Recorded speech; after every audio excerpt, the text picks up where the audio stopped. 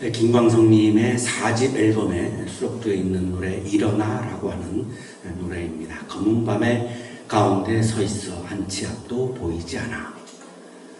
우리는 검은 밤, 캄캄한 밤길을 걸어가고 있습니다. 앞이 보이지 않습니다. 한 치 앞도 볼 수 없습니다. 불확실한 미래를 향하여 걸어가고 있습니다. 어디로 가야 하나, 어디에 있을까 둘러가도 소용없었지. 우리가 어디로 가야 하는지, 또 우리가 어디에 서 있어야 하는지 알 수가 없습니다.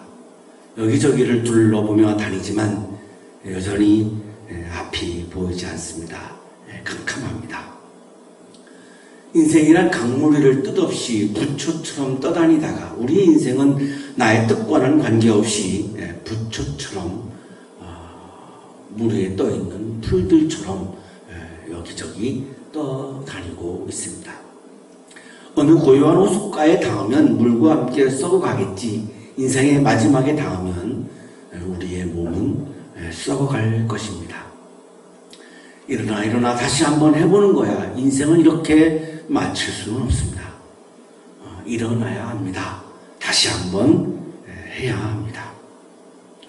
일어나 봄의 새싹들처럼, 봄의 새싹들도 추운 겨울에 캄캄하고 앞이 보이지 않는 차가운 땅속에 있었지만 봄을 맞이해서 다시 일어났습니다. 지금은 아주 푸른 빛깔을 통해서 우리들에게 아주 싱그러운 마음을 또한 주고 있습니다. 끝이 없는 날들 속에 나와 너는 지쳐가고 우리는 끝이 없는 길을 걸어가고 있습니다. 이 코로나가 언제 끝날지 알 수가 없습니다. 우리는 지쳐가고 있습니다. 또 다른 행동으로, 또 다른 말들로 스스로를 안심시키지, 나만을 위한 행동과 나만을 위한 말로 내가 나를 스스로 안심시키지만 고립 속에서 우리들의 불안은 더 커져가고 있습니다. 인정함이 많을수록 새로움은 점점 더 멀어지고 익숙한 것들을 반복하면서 새로움과 설렘은 무뎌져 가고 있습니다.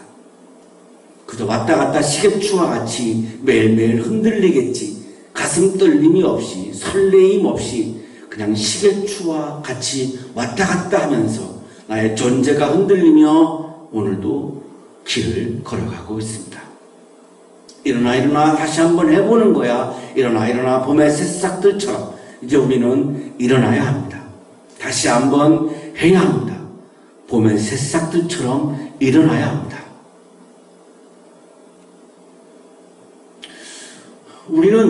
우리가 할 수 있는 것이 별로 없다라고, 우리는 불가능하다라고 그렇게 확정 짓고 있는지도 모릅니다. 하지만 인간의 불가능이 하나님의 불가능은 아닙니다.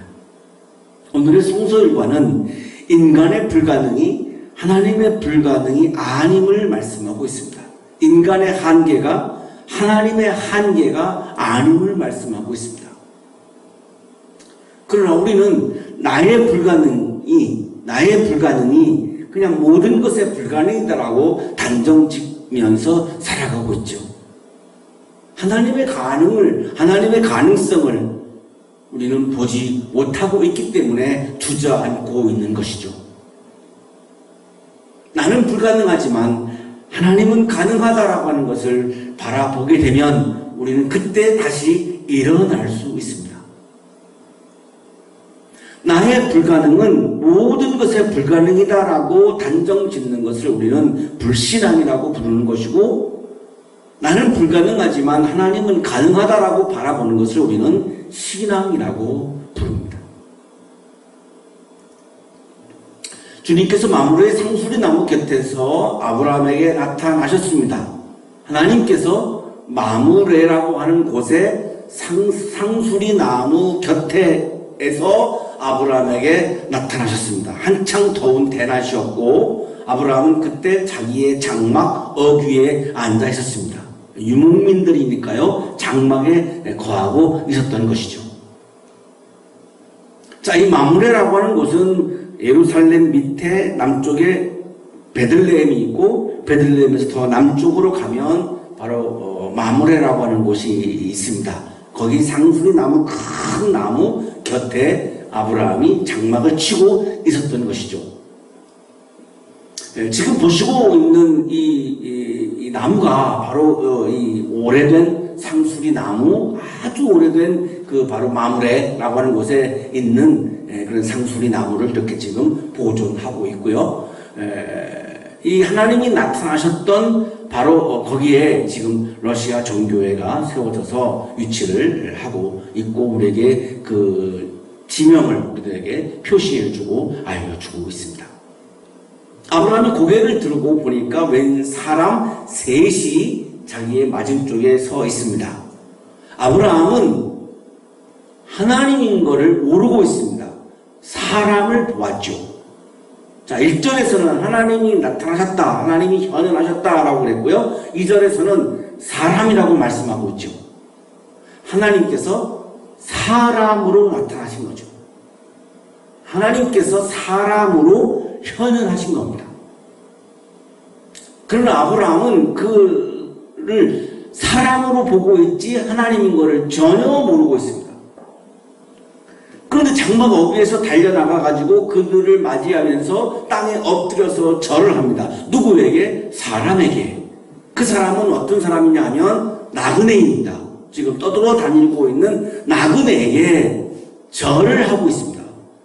하나님이어서 절을 하는 것이 아니라 나그네인 사람에게 절을 하고 있는 겁니다.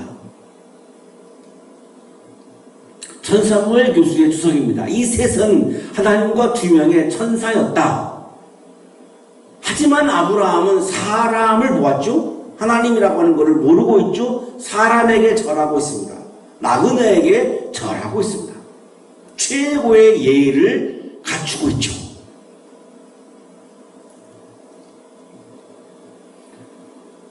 아브라함이 말합니다. 손님들께서 저를 좋게 보시면 이 종의 곁을 그냥 지나가지 마시기 바랍니다. 물을 좀 가져오라고 하셔서 발을 씻으시고 이 나무 아래서 쉬시기 바랍니다. 이스라엘은 사막 기후니까 그리고 샌들 같은 걸 신고 다녔기 때문에 야외에서 조금만 걸어도 많은 먼지가 발에 묻기 때문에 손님을 대접할 때 1번이 이 발 씻는 물을 대접하는 것이 대접의 1번입니다. 그리고 이제 쉬고 또 식사 이렇게 이제 대접을 손님을 대접하는 그런 풍습이 있는데 그래서 발을 지금 씻으라고 지금 권유하고 있는 거죠. 잡수실 것을 제가 조금 가져오겠습니다. 이렇게 이 종에게로 오셨으니 좀 잡수시고 기분이 상쾌해진 다음에 길을 떠나시기 바랍니다. 그랬더니 그 세 사람이 좋습니다. 참 그렇게 하라고 하시면 사양하지 않겠습니다. 라고 대답을 합니다. 그러니까 아브라함이 장막 안으로 뛰어 들어가서 부인인 사라에게 말하죠. 빨리 고운 밀가루 3스라를 가지고 와서 한 스라가 6리터에서 한 8리터가 되니까요. 3스라 하면은 굉장히 많은 양이죠. 38에 24, 한 20리터 정도니까요. 2리터 생수통으로 한 10개가 되는 거니까 굉장히 많은 양의 빵을 지금 반죽을 해서 이렇게 굽습니다. 아브라함이 짐승 떼가 있는 대로 달려가서 기름진 좋은 송아지 한 마리를 끌어다가 하인에게 주니 하인이 재빨리 그것을 잡아서 요리를 합니다. 송아지 한 마리를 지금 대접을 하는 거죠. 이거는 뭐 시세가 그때그때 다르니까 측정할 수는 없습니다만 굉장히 비싼 거죠. 송아리 한 마리 그러면 오늘날에도 뭐 굉장히 비싼 그런 가치에 해당을 합니다. 그래서 아브라함이 엉긴 젖과 버터를 말합니다. 버터와 우유와 그리고 송아지 요리를 나그네들 앞에 차려놓죠. 그래서 그들이 세 사람이 나무 아래에서 먹습니다. 그 먹는 동안에도 아브라함은 서서 시중을 듭니다. 왜 이렇게 아브라함은 나그네인 이 세 사람에게 이렇게 정말 온갖 정성을 다해서 예의를 갖추고 대접을 하고 있을까요?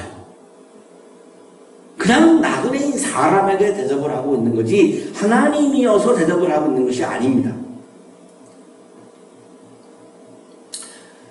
하나님께서는 나그네들을 돌보라고 굉장히 많이 강조를 하셨습니다. 하나님의 마음은 나그네들을 굉장히 보호하고 돌보라고 굉장히 강조합니다. 히브리인들이 이집트에서 430년 동안 나그네로 살았죠. 히브리인들 본인이 나그네로 440년을 살았습니다. 그러니까 나그네를 잘 대접을 하라는 겁니다. 나그네라고 하는 것은 땅이 없는 약자이죠. 창세기 15장 13절입니다. 주님께서 아브라함에게 말씀하셨다. 너는 똑똑히 알고 있거라. 너의 자손이 다른 나라에서 나그네 살이를 하다가 마침내 종이 되어서 400년 동안 괴로움을 받을 것이다. 히브리인들이 430년 동안 나그네로 살았기 때문에 너희들이 나그네로 살았으니 너희들은 나그네를 잘 대접해야 한다라고 하는 것을 강조하신 거죠. 그리고 출이집트를 하면서 하나님께서 레위 지파를 제외한 11부족, 11지파에게 땅을 분배해 주셨는데 나그네는 땅이 없는 약한 사람들입니다. 그러니까 땅을 분배받은 히브리인들이 땅이 없는 나그네인 약자들을 잘 돌봐야 한다라고, 당연히 돌봐야 한다라고 말씀을 하신 거죠. 출애굽기 22장 21절입니다. 너희는 너희에게 몸붙여 사는 나그네를 학대하거나 억압해서는 안 된다. 너희도 이집트 땅에서 몸붙여 살던 나그네였다.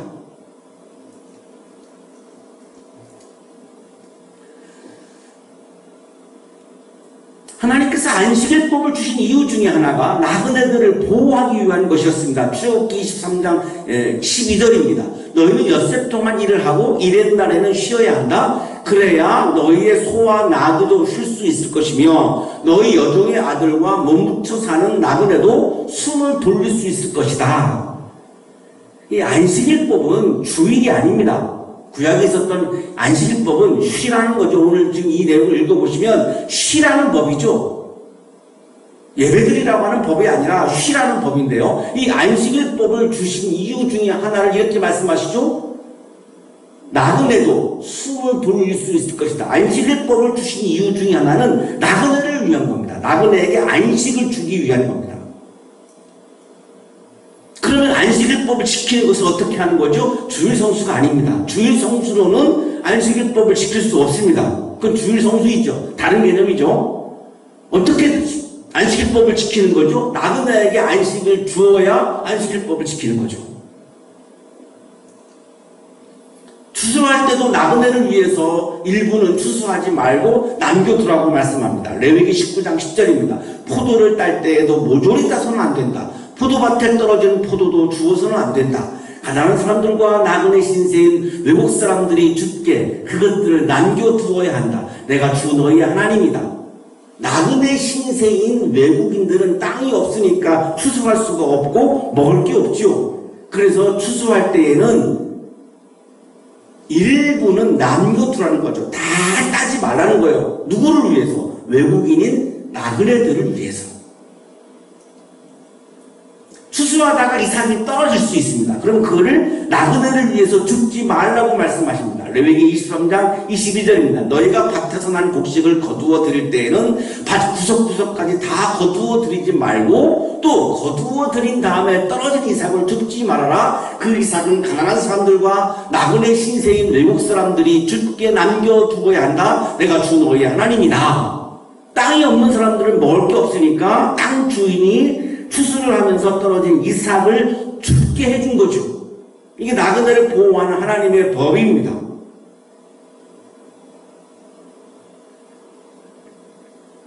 누구죠? 그 외국의 화가가 이삭 죽는 그런 만종인가요? 그런 그림을 그렸는데 바로 그게 땅이 없는 나그네들이 이삭 죽는 그런 장면이고요. 루시죠. 루시 이삭을 줍다가 보아스하고 결혼을 하게 되죠. 그게 바로 땅이 없는 루시, 보아스의 땅에 가서 떨어진 이삭을 먹고 살기 위해서 주었던 그런 장면들입니다. 이렇게 하나님은 나그네들을 보호하라고 법을 주신 거죠. 말씀을 주신 거죠. 나그네를 차별하지 말라고 강조하셨습니다. 레위기 19장 34절입니다. 너희와 함께 사는 외국인 나그네를 너희의 본토인처럼 여기고 그를 너희의 몸과 같이 사랑하여라. 너희도 이집트 땅에 살 때에는 외국인 나그네 신세였다. 내가 주 너희의 하나님이다. 본토인처럼 나그네들을 똑같이 여겨줘라. 차별하지 말라. 이렇게 말씀했죠. 코로나 상황에서 우리나라가 나그네인 외국인들도 국내인과 똑같이 진단검사와 치료를 무료로 실시하고 있죠. 감염병 예방 및 관리에 관한 법률 제67조의 구항에는 외국인 감염병 환자 등의 입원 치료 조사 진찰 등에 드는 경비를 국가가 부담한다 이렇게 되어 있습니다. 이 법을 보면 나그네들을 굉장히 보호하라고 하는 하나님의 말씀에 굉장히 일치하고 있는 그런 법입니다. 하나님께서 안식년법을 주신 이유 중에 하나도 나그네를 위한 겁니다. 땅을 이렇게 쉬게 해야만 땅도 너에게 먹거리를 내어줄 것이다. 너뿐만 아니라 남종과 여종과 품꾼과 함께 너와 함께 사는 나그네에게도 먹거리를 줄 것이다.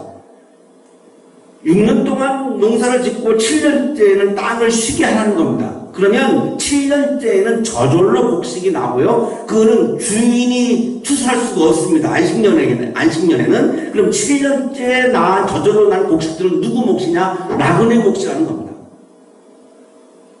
하나님은 굉장히 나그네에 대해서 지나칠 정도로 이렇게 보호하라고 돌보라고 강조하시죠. 왜? 땅이 없으니까요. 땅을 안 주셨으니까요. 하나님께서 우리는 모두가 나그네라고 말씀합니다. 땅을 아주 팔지는 못한다. 땅은 나의 것이다. 너희는 다만 나그네이며 나에게 와서 사는 임시 거주자일 뿐이다. 예수님도 나그네라고 말씀하시죠. 마태복음 25장 43절입니다. 나그네로 있을 때에 영접하지 않았고 헐벗었을 때에 입을 것을 주지 않았고 병으로 있을 때나 감옥에 갇혀 있을 때에 찾아주지 않았다. 예수님이 자기 자신을 나그네라고 말씀하셨습니다. 네, 땅이 없었으니까요. 서신서도 나그네를 대접하라고 강조합니다. 히브리서 13장 2절입니다. 나그네를 대접하기를 소홀히 하지 마십시오. 어떤 이들은 나그네를 대접하다가 자기들도 모르는 사이에 천사들을 대접하였습니다. 오늘 성서 일과를 지금 말씀하고 있는 거죠. 아브라함은 이러한 하나님의 마음에 따라서 나그네를 정성으로 대접을 했던 겁니다. 그러다가 하나님을 만나고 천사를 만나게 된 겁니다. 나그네를 대접하다가.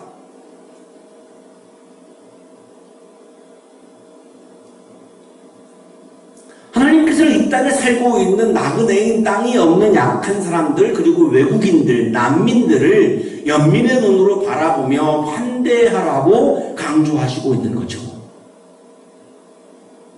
난민들에 대해서 국가가 어떻게 해내느냐라고 하는 논란이 있었던 것으로 아는데요. 물론 정부 입장에서는 또 다른 입장에서는 그것을 반대할 수 있습니다. 논리적으로 그는 인정하고요. 그러나 그리스도인들은, 기독교인들은 난민에 대해서 부정적으로 말하면 안 됩니다. 성서가 그렇게 말씀하고 있지 않기 때문에 그렇습니다. 기독교인들이 아닌 정부 당국자나 또 다른 차원에서 그렇게 말하는 것에 대해서 인정합니다. 그러나 기독교인들이 막 적극적으로 난민들에 대해서 혐오하거나 하는 것은 신앙적이지 않습니다. 왜냐하면 하나님이 이렇게 나그네에 대해서 강조하고 있는데 우리가 난민들을 혐오 발언을 하게 되면 하나님의 마음을 다 부정하는 게 되어버리기 때문에 그렇습니다. 그들이 아브라함에게 물었습니다. 대개 부인 사라는 어디에 있습니까? 어떻게 나그네가 아브라함의 부인의 이름을 알고 있죠? 그 셋 중에 한 분은 하나님이었고요. 하나님의 전지를 지금 나타내고 있는 거죠. 아브라함이 대답하죠. 장막 안에 있습니다. 그때 주님께서 말씀하십니다. 다음에 이맘때에 내가 반드시 너를 다시 찾아오겠다. 그때 너의 아내 사라에게 아들이 있을 것이다. 사라가 아들을 낳는다라고 표현하지 않으셨고요. 사라에게 아들이 있을 것이다 라고 표현하셨습니다. 이때 아브라함의 나이가 100세이고 사라의 나이가 90세입니다. 근데 아들이 있을 것이다 라고 말씀한 거죠. 이거를 사라가 듣고 있었죠. 아들이 있을 것이다 라고 하는 히브리어 성서에는 베히네라고 기록되어 있는데요. 고든 웬함의 주석입니다. 내 아내 사라가 지금 아들을 가지고 있다라고도 표현될 수 있다. 아들을 가지고 있다. 아들을 낳는다가 아니라 아들을 가지고 있다. 사라가 사라의 힘으로 아들을 낳는 것이 하나님은 지금 굉장한 암시를 우리들에게 지금 주고 있습니다. 사라가 아이를 가지고 있다는 겁니다. 아브라함과 사라는 노인이었고, 그리고 사라가 이미 월경이 끝났기 때문에 생리적으로 아이를 가질 수 없는 상황입니다. 사라가 얘기하죠. 나는 기력이 다 쇠진하였고 나의 남편도 늙었는데 어찌 나에게 그런 즐거운 일이 있으랴 하고 속으로 웃으면서 중얼거렸다. 비웃은 거죠. 내년 이맘때에 아들이 있을 것이다 라고 하는 하나님의 말씀을 들으면서 하나님이라고 하는 걸 모르고 있죠. 이것을 지금 듣고 나서 사라가 비웃고 있습니다. 그러니까 내가 할 수가 없으면은 다 못하는 거다라고 하는 것이 지금 사라의 마음입니다. 그때 주님께서 아브라함에게 말씀하십니다. 어찌하여 사라가 웃으면서 이 늙은 나이에 내가 어찌 아들을 낳으려 하느냐. 나 주가 할 수 없는 일이 있느냐. 자, 드디어 14절에서 하나님이 나 주가 자신을 밝히십니다. 나는 누구냐? 나는 주라고. 이 주라고 하는 표현이 히브리어 성서에는 대개 아도나이라고 쓰는데 창세기 18장 14절에는 야훼라고 되어 있습니다. 하나님의 히브리 이름인데요. 야훼라고 하는 이름을 대신 쓰는 말이 더 로드 주 아도나이라고 하는 말인데 여기 이 주는 아도나이를 쓰지 않고 하나님의 본래의 이름인 야훼를 씁니다. 내가 누구냐? 나는 야훼야. 나는 하나님이야. 지금 밝히는 거죠. 밝히면서 하시는 말씀이 하나님은 할 수 없는 일이 없다. 이렇게 말씀하는 거죠. 하나님의 전능입니다. 아까는 하나님의 전지를 나타내셨고, 자, 14절에 와서는 하나님의 전능을 말씀하시죠. 하나님은, 야훼 하나님은 할 수 없는 일이 없다. 나는 야훼 하나님은 전능의 하나님이다 라고 말씀하는 거죠. 자, 그런데 사라는 내가 아이를 낳을 수 없다는 것만 인식했죠. 하나님이 하시는 부분을 보지 못했죠. 그래서 비웃은 거죠. 사라는 아이를 낳을 수 없습니다. 맞습니다. 그러나 인간의 불가능이 하나님의 불가능은 아닙니다.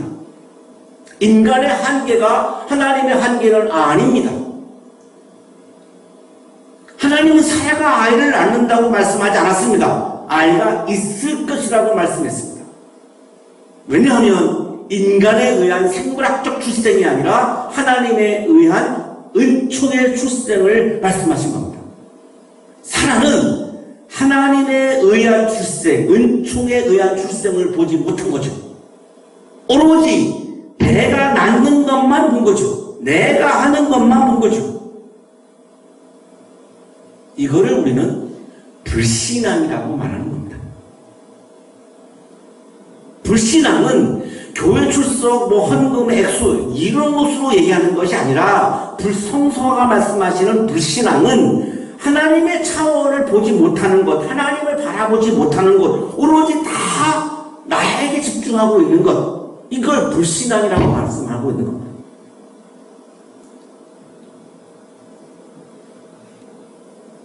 하나님은 전능의 하나님인데 내가 못한다고 해서 다 끝났다? 이게 불신앙인 거죠. 왜?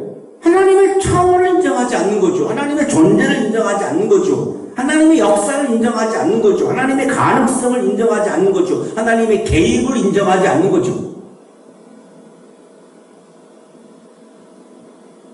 우리가 신앙인들인데 왜 그러면 하나님의 전능을 믿지 못할까요?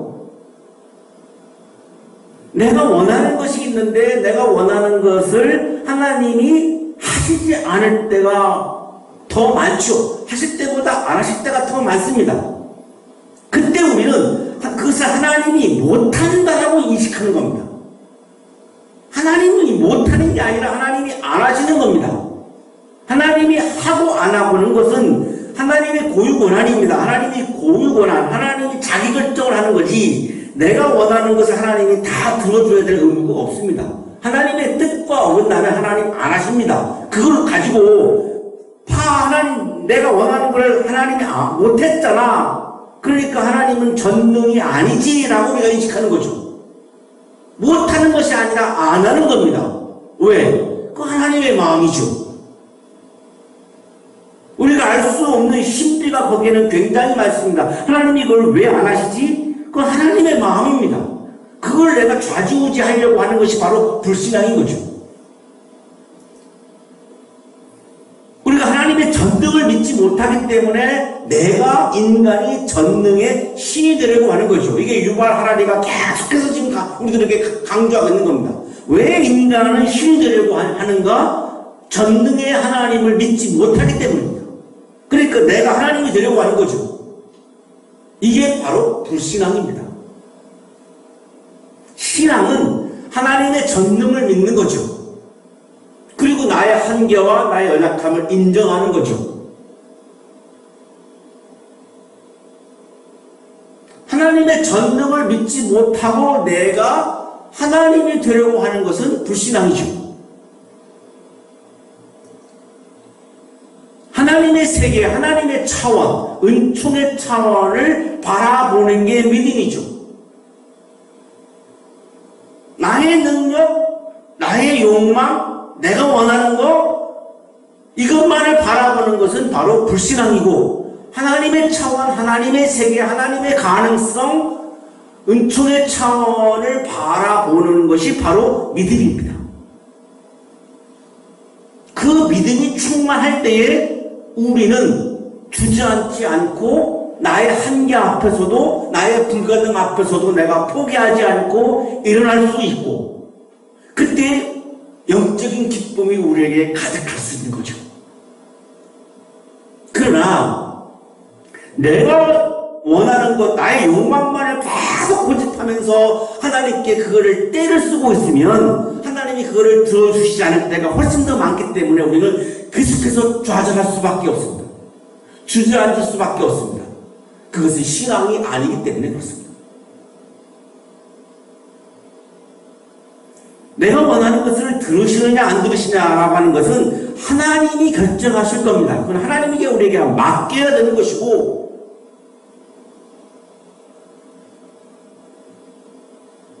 내가 원하는 것을 하나님이 들어주시지 않는 것까지도 우리가 받아들여야 하는 거죠. 왜? 그것이 하나님의 세계이고 하나님의 차원이고 하나님의 가능성이고 하나님의 뜻이고 하나님의 마음이기 때문에 그 하나님의 마음을 내 마음에 채우는 게 신앙이죠. 그 마음을 채워야 내가 드디어 영적인 기쁨에 도달하게 됩니다. 그 영적인 기쁨이 충만할 때에 현실에서 다가오는 어려움들을 우리가 이겨낼 수 있는 거죠. 하나님을 바라보면서 하나님의 가능을 바라보면서 우리의 불가능을 이겨낼 수 있는 영적인 기쁨이 여러분의 삶 속에 가득하기를 축복합니다. 기도드리겠습니다.